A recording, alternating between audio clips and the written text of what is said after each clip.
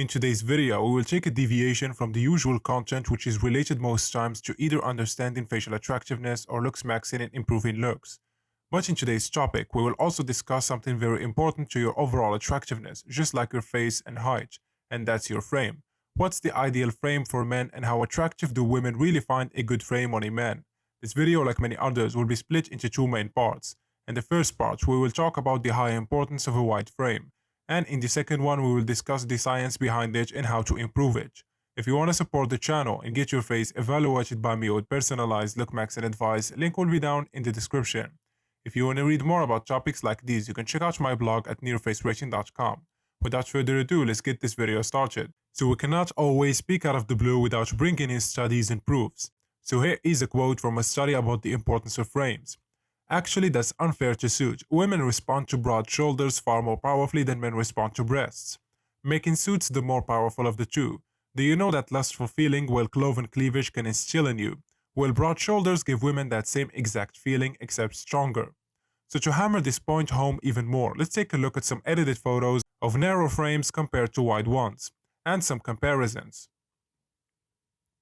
As you can see, a narrow frame, even with a good muscle base on top, it does not look as good as a wider frame, and it hurts your general attractiveness even with an above average face. Being tall, muscular, and wide-framed is correlated to having higher fighting success, which is an attractive masculine dimorphic trait. So first, let's discuss the high importance of the scapula. Kim Frere, for example, doesn't have extreme wide clavicles, but he has an enormous wide scapula, which extends well above his horizontal ribcage width. The shape and the lateral projection of the scapula is determined by your genetics. Mostly is determined by the androgen receptors exposure and their density and sensitivity.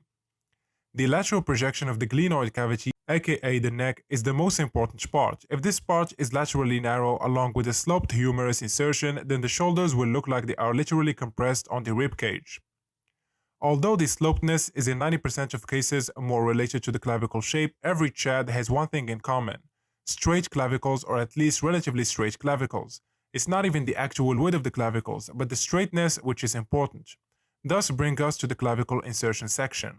Straight clavicle determines how broad and squarish and straight in general your shoulders will be. Sub-5s have usually horrible feminine short curved V-shaped clavicles. This does not only make the shoulder look sloped, it also results in a horizontal narrow chest insertion.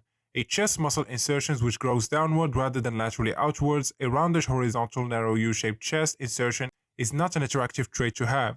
It is not dimorphic and not masculine. A mature male body is supposed to be straightly framed by the shoulders and arms. The angulations of your shoulders and clavicles, along with the length of your neck, determines how attractive your frame is, and it will greatly enhance your sex appeal. The big question remains: does going to the gym help with this issue? The answer is yes, but only if you have relatively straight clavicles, squarish shoulders to begin with. Ziz, David Lade, John Skywalkers, all of these guys have relatively broad and straight clavicles to begin with, which is why they looked so aesthetic after they gained several pounds of muscles. But what do you guys think about all of this? Let me know your thoughts down in the comment section. That's it for today's video. Hope you guys enjoyed it. A like and subscribe will be highly appreciated, and like usual, catch you guys in the next one.